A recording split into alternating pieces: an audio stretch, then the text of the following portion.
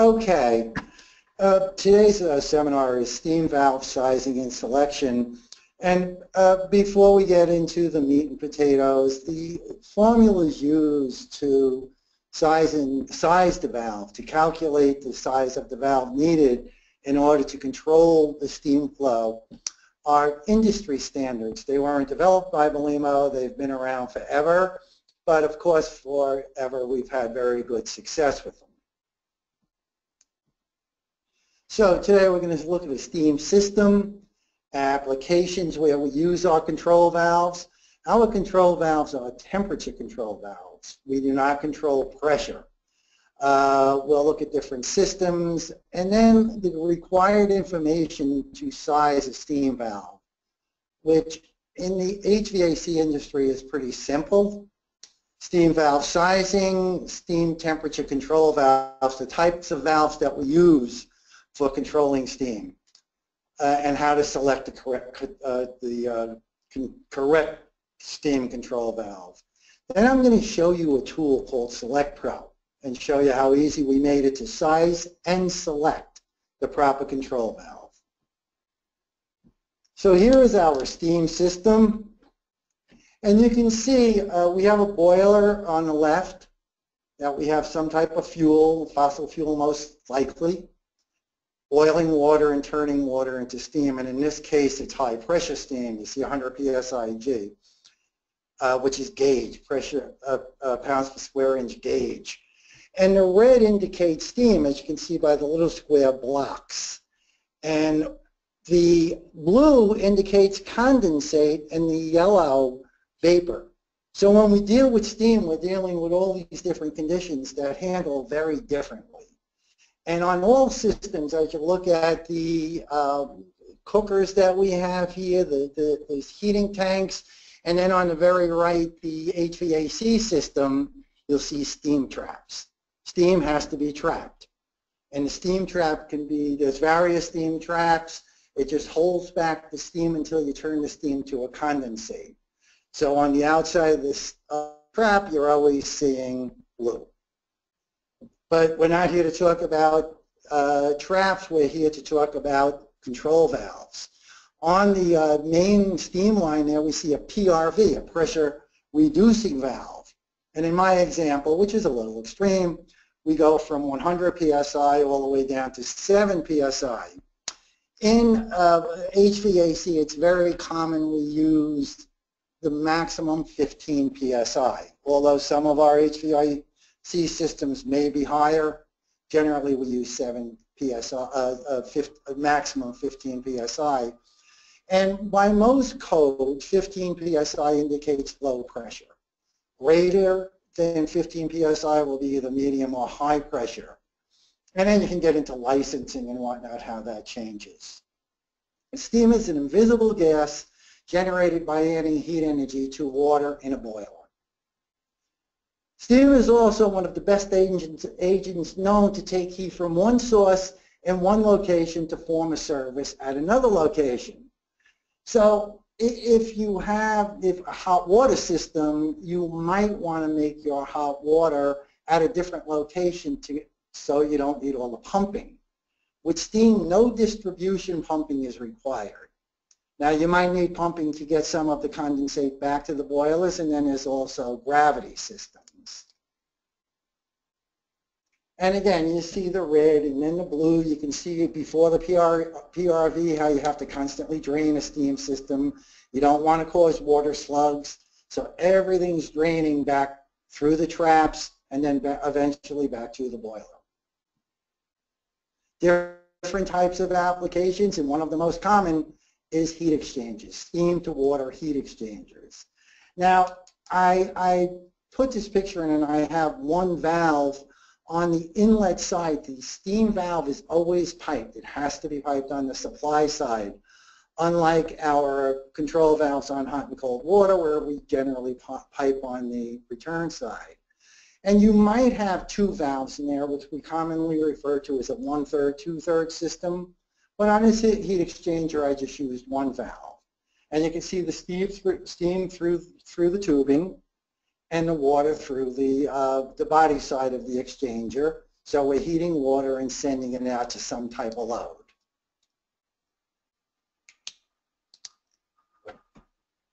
Different other applications would be preheat and reheat coils, maybe in a major air handler unit. Fin tube radiation, there's still a lot of steam used. Fan coil units, basically the same, unit ventilators. Again, this is pretty redundant.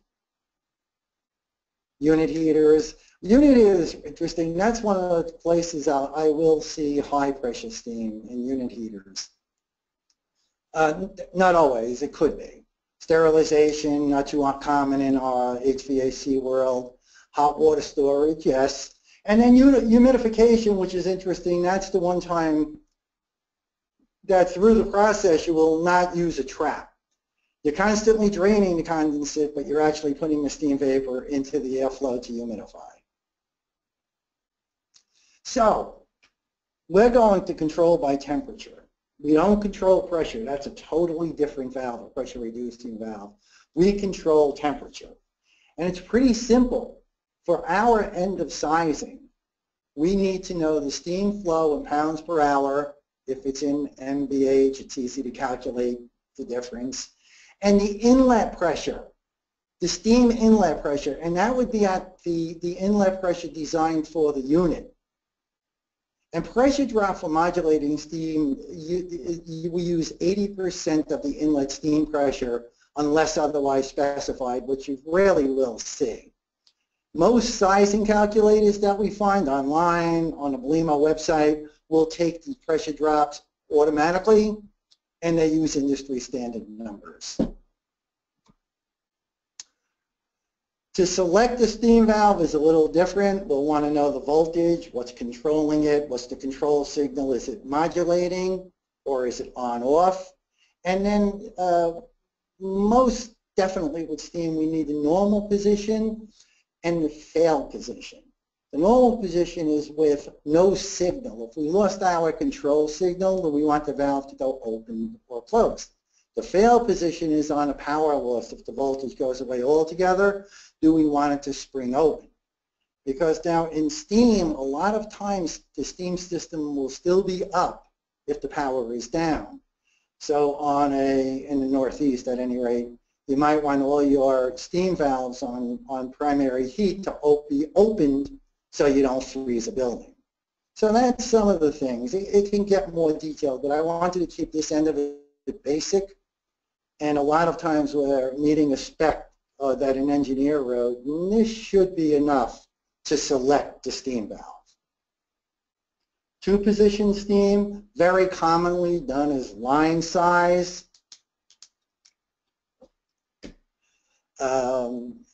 If you are going to size it, you take a 1 psi drop, so a 10 psi, you would take a 1 psi drop. I've known a lot of rule of thumb type guys who would go down 1 line size. In other words, if you have a 2-inch steam line going into an air handler unit, they would use an 1.5-inch valve. I've never had a problem with that because it's usually more than big enough. The pipe size is always going to be bigger than the control valve size. And the math here, the steam example, this is the mathematics to calculate the CV, CV being the coefficient of volume, the actual size of the orifice or the cross-sectional area that the steam is going to pass through. And there's your formula, which we're not going to get into. But here I have the example with 15 psi inlet. You need to know the inlet pressure, 200 psi, 200 pounds per hour, and this is an on-off application. And we look on the calculation, you can see they're using 0.1 as the pressure drop, so you have a 1.5 pound drop. And the reason we're not going to get into this is because it's so much easier with calculators. If you want to see this, it's in the back of our price guide and product list. So the PGPL, the Bellimo PGPL, or on Bellimo.us, all of this information is there. Proportional control of steam, we use 80% of the gauge pressure for the pressure drop when we do our calculations.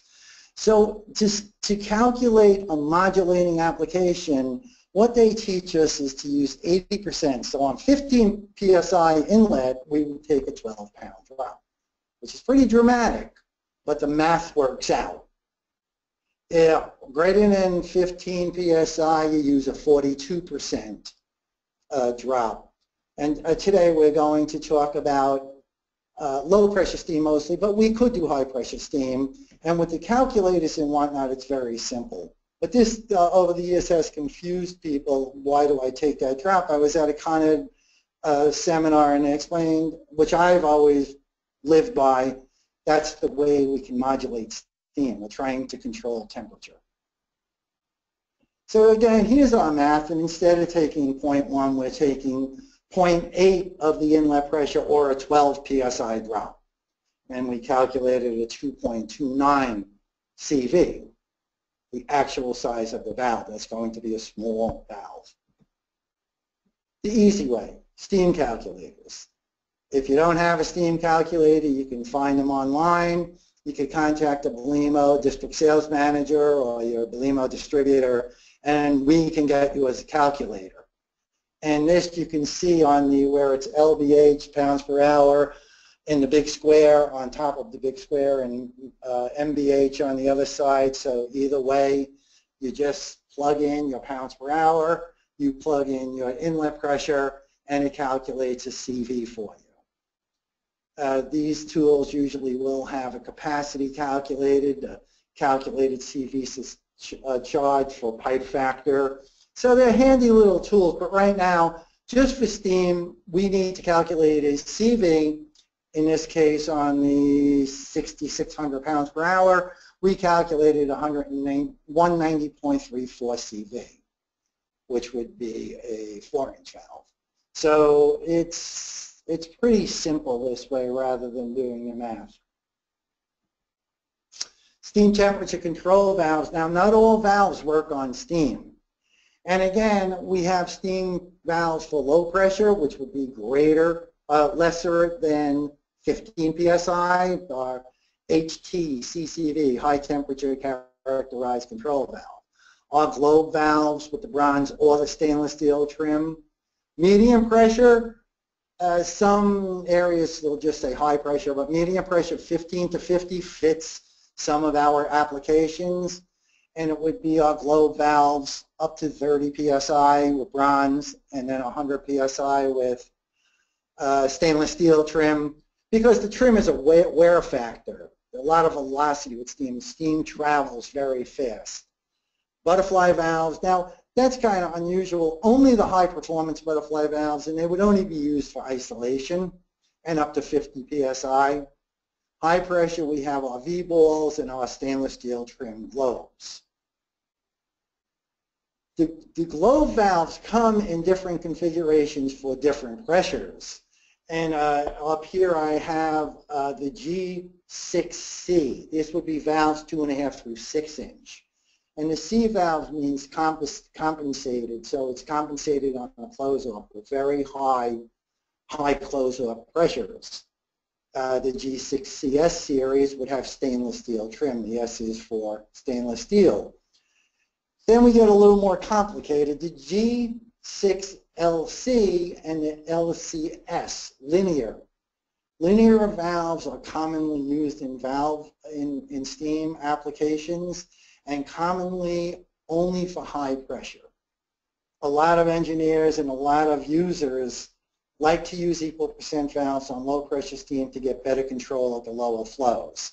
So there's two schools of thought, but we do have the linear valves when the engineer specs linear on the larger product, and that would be on high pressure heat exchangers.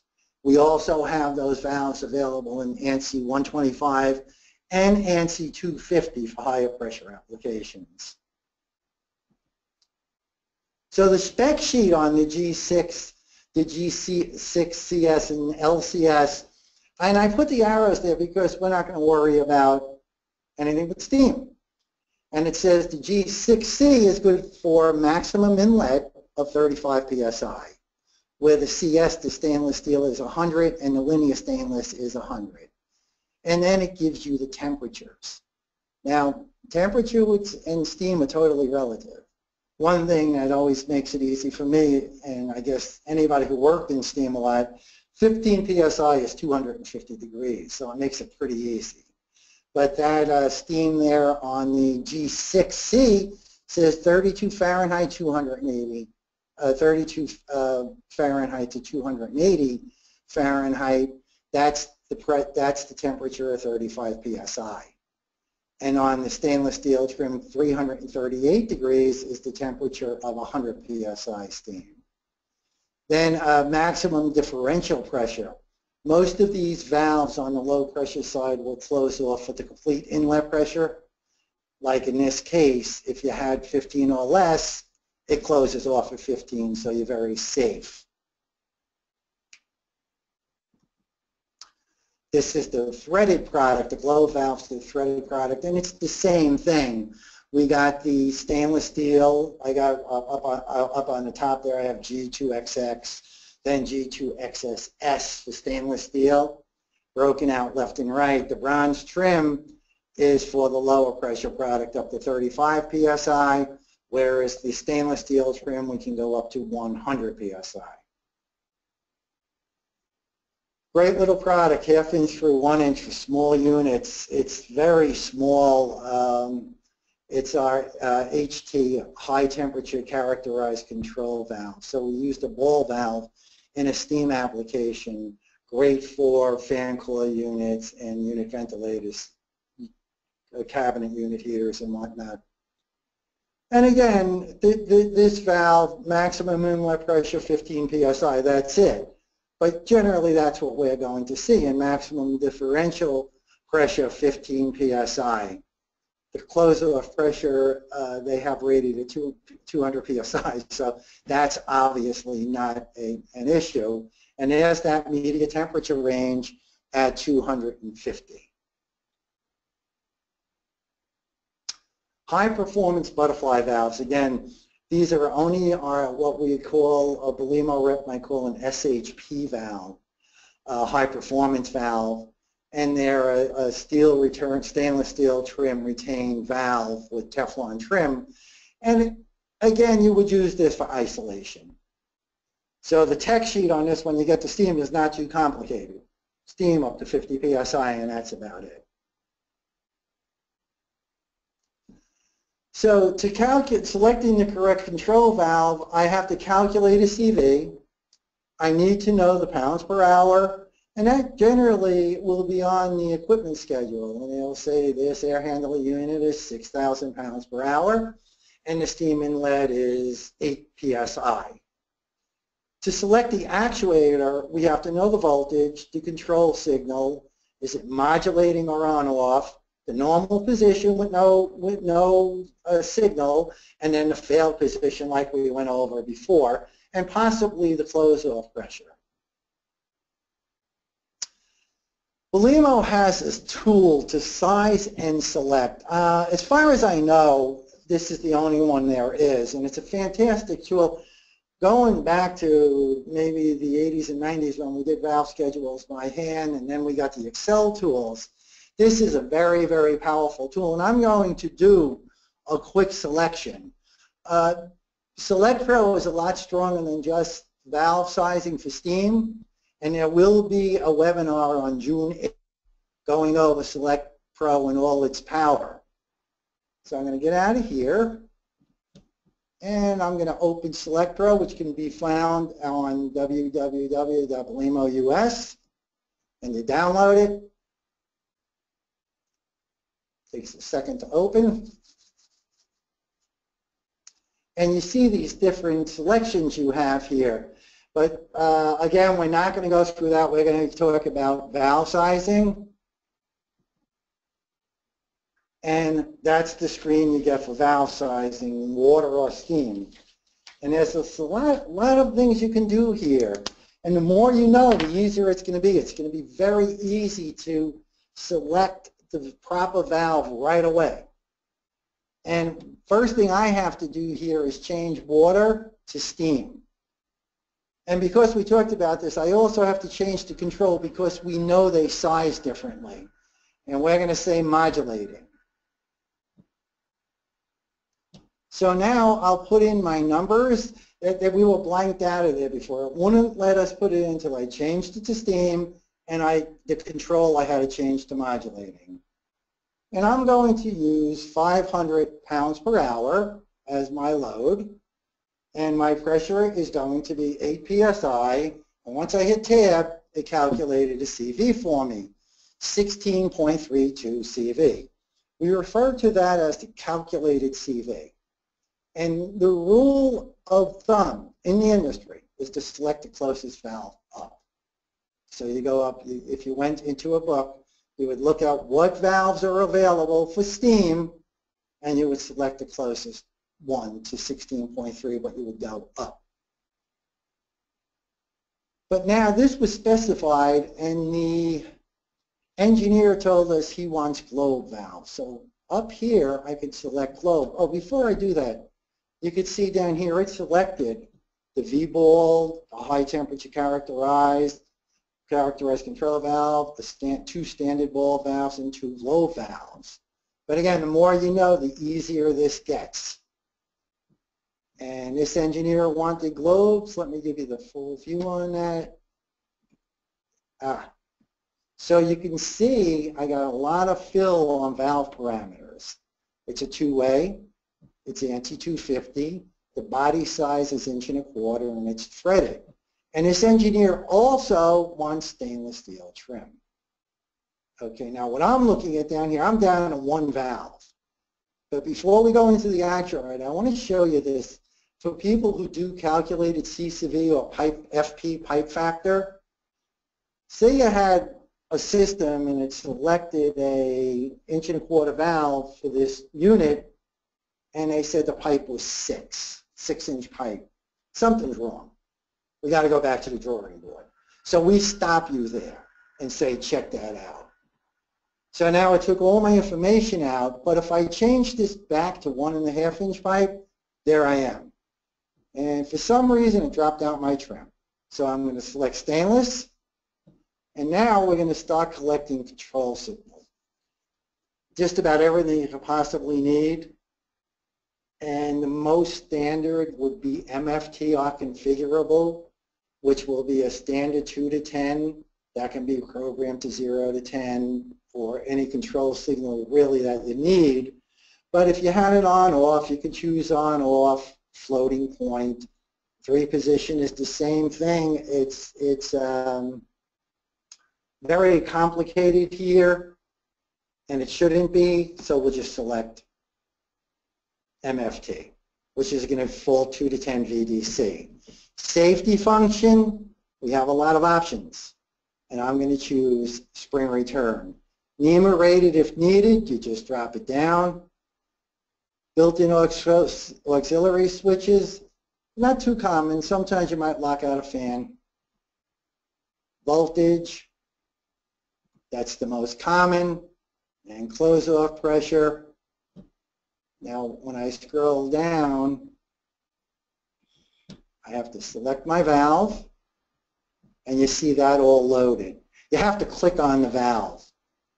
It loaded, and it's telling me I have a 236 psi close-off, and all we have is 8 psi, so we're not going to worry about that. And because I put in a lot of data, it selected 1 actuator. And that is a list price. Don't let that scare you. We do not sell for list price. See down here you can see show prices and notes or show selection criteria, but it will keep the list price in that area. So I have my valve selected, and I'll put it into a schedule, which takes a second sometimes. There it is. This is very cool. I have it into a schedule that I'm going to show you how to change into an Excel schedule. But if you need submittal sheets where it says data sheet, you click on it, and there it is. And there's my submittal sheet, the valve end, and the actuator. And we always add the wiring. Very simple Bellimo wiring. I'll close out of that. But of course you could save it if you had to submit it. I'll close out of that and get rid of this, and we're back here. So the next thing I want to show you, and again, there'll be much more detail on this, if I want to save this as a valve schedule or a quote, the way I'm saving it now, because of I'm showing selection criteria, would be a valve schedule. We seem to be talking like we're working with an engineer. Export to Excel. I want to know where I want to save it, and I'm going to say on my desktop and hit save. Yes, I did a practice run. Now this screen, if you had water valves and pressure independent valves, this is just saying, do you want to put them all on the same schedule, and we'll say yes. This takes a second. And of course, we could have done this process with high pressure steam, but in our HVAC world, we generally work with low pressure steam.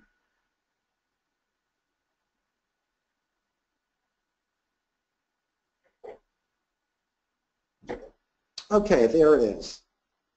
Now, this as a schedule, I could have had all my information in here, you know, what the company was, their address, the people we were dealing with. And some of these cells, this is the cell that the data sheet is in. Generally, when I send this to an engineer, I just delete these cells to make it neater. But that, you know, that's again up to the user. But now I have all my sizing information. It's telling my control signal, my voltage. It's a two-way valve. The pipe size is 1.5 inches. The flow is 500. The inlet pressure 8. And there's our calculated CV, which sometimes the engineers like to see. The body size is 1.25 inches. The valve CV is 20. Close-off pressure again. We talked about that. And there's our part number with the actuator number. So pretty cool stuff. If I would have did in the quote form showing prices, it would have had the list price, and then it would have had, if your distributor or if you're a contractor with a multiplier, you can plug in your multiplier. Again, there will be a June 8th Select Pro presentation. Today's presentation was selecting a steam valve.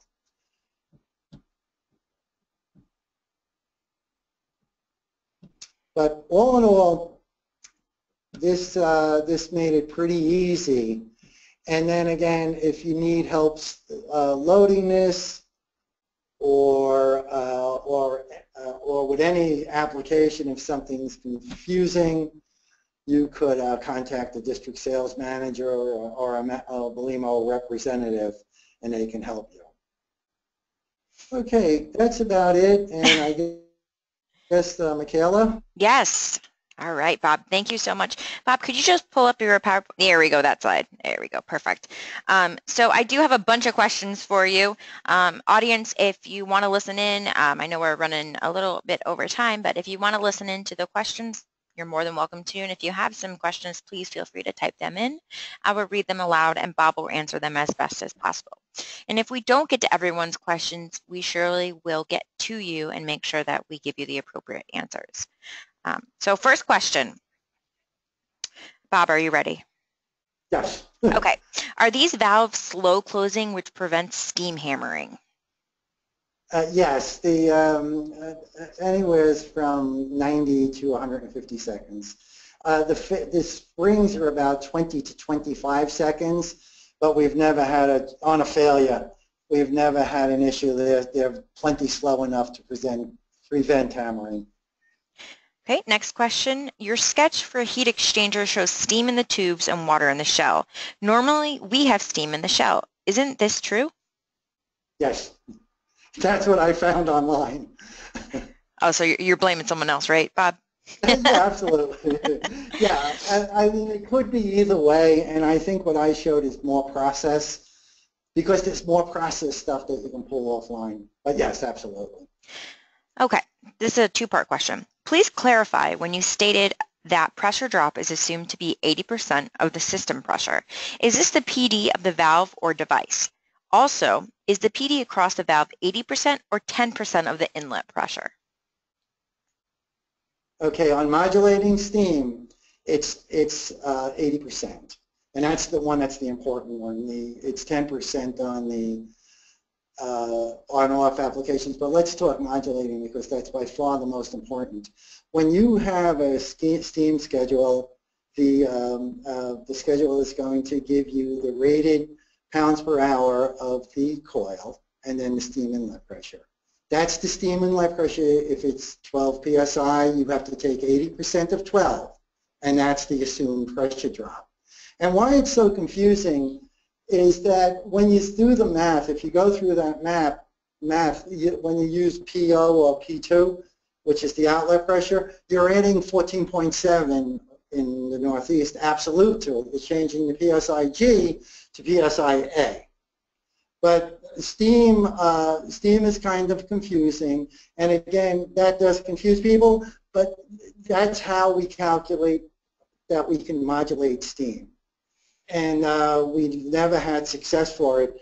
The other thing to keep in mind is steam will actually travel negative. Steam is a gas, a vapor, a condensate, and it will travel negative to the trap. So in order to modulate, yes, we use 80%. And the person who asked this question, you could find data online also from a lot of industrial sites. Okay. Next question. On the steam to hot water heat exchanger diagram, isn't it more common to provide steam in the shell and pump water through the tube? So unfortunately, we already answered that question. Yes, we answered that question. What does the disclaimer for proper CV calculation, valve, and pipe size mean in Select Pro? I gotta open it. Okay, just give me a second. I wasn't ready for that one.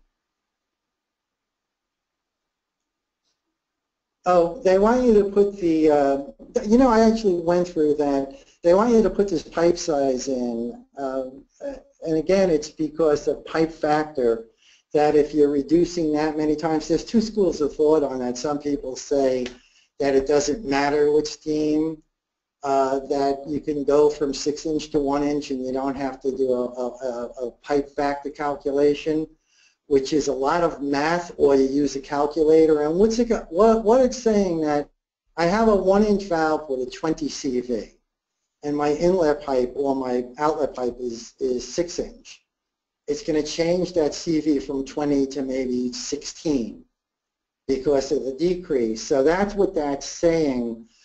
But on the other hand, there are people who say that's not true. I don't agree with that. I agree you should do your calculations, your calculated CV. But like I said in my presentation, if you have a coil that has a 1-inch inlet and somebody ran a 6-inch pipe to it, you have to wonder why. Because there's only so much steam that will go through an orifice at a specific pressure drop. So when you really study steam, you can see there's a quantity of steam that you can get through a specific cross-sectional area at a specific pressure drop that you want to maintain. So that's what the disclaimer is, that if the pipe is real big, like I did, it's not going to allow you to select the valve. It wants you to go back to the drawing board. Okay. Is there a rule for sizing steam valves? Oops, sorry. Is there a rule for sizing steam valves when you don't have a steam flow, but you have an inlet pressure and a line size? For example, if you are switching out an existing valve. If you're changing out an existing valve and you have no information, do the research or call a Bellimo rep and we'll try to calculate what the existing valve was. So in the bigger product, the 2.5 through 6, it's pretty easy because the CVs are all the same. On the 1/2 and 3/4 and 1-inch, it can be a little tricky, but that's all we have to go by. Unless we can get the part number from the old valve, then we can look up the CV. If you have no information, no, there is no rule of thumb. I know this is not as a Bellimo rep, this is as an ex-pipe fitter. I know what they'll do. They'll go down one pipe size. And there's no accuracy to that whatsoever. But sometimes it's what you have. So that was a 3-part answer. Okay, next few questions. What is the applicability for a 0.5 to 2 pound steam as commonly used in the Northeast or in high-rise buildings? Point 2 pound. No, I'm sorry, 0.2 pound. 0.5 up to 2 pounds. Well, you know, that's I don't know if I can actually address that question, but it is an interesting question because, again, steam will travel. Low pressure steam, without getting crazy about this, if you do your research on it, travels faster than high pressure steam because of the size of the molecules. And old systems, when you look at the old systems, they were designed for 1 or 2 pounds of steam with these gigantic headers, and you just wanted to lift and go out through radiators and whatnot, and then come back as condensate through traps or vacuum system. So that was the concept. The 2 pound steam or the half pound steam is more around 213, 212 degrees, 215 degrees maybe. It's safer. It's not as hot. And you don't need 250 psi, 250 Fahrenheit to heat with. 212, 213 is, you can make some comfortable heat. So that's the only logic I can see. But I do, you know, especially the older systems were designed for low pressure. Okay, a couple of individuals are asking where can we download Select Pro. If you go to www.bellimo.us, there's a sizing and selection tab, and you can actually download Select Pro there. And as Bob said, we will be having a webinar on June 8th, and it's all about Select Pro and the recent updates. Last question is, does Select Pro actually change the calculated CV when I change the pipe size field? No. We can talk to our people about that, but it does not do the corrected CV. Okay. And if we have a moment. You can have one more moment. I figured that. Let's put our numbers in. Oops. 500. I'm trying to go fast, and I'm not doing a good job. And there's our CV. And we'll select the globe out. And let's put in something more. See, it selected. No, it did not correct it. And you would think 2.5. Well, let's go up one size. And now it's just telling you you should do that. You should consider that. Or contact us. But on my PowerPoint, I hope I'm not making people dizzy doing this. There it is. Right here is the Ccp chart. So you put in the valve size. Well, let's look at that very first one in the CV chart, where the 1-inch valve and the 2-inch pipe, a CV of 43 turns into a CV of 25.8. And again, there's two schools of thought on that. Some people say you don't have to do it, and some people say you have to do it. But there's a CV, a calculated CV chart. And they're also in the Bellimo catalog. Okay? All right. Well, thank you so much, Bob, and thank you everyone who sat on the call and asked those questions. Unfortunately, we were not able to get to everyone's question today during the webinar. However, we will be in touch with you to make sure we give you the proper answers. As always, I thank you so much for attending these webinars. We love putting them on for customers and educating everyone and answering questions. So we will see you at the next webinar, which is on June 8th, and it will be Select Pro and recent updates. Thank you very much, everyone, and thank you so much, Bob. I hope you all have a wonderful day. Thank you.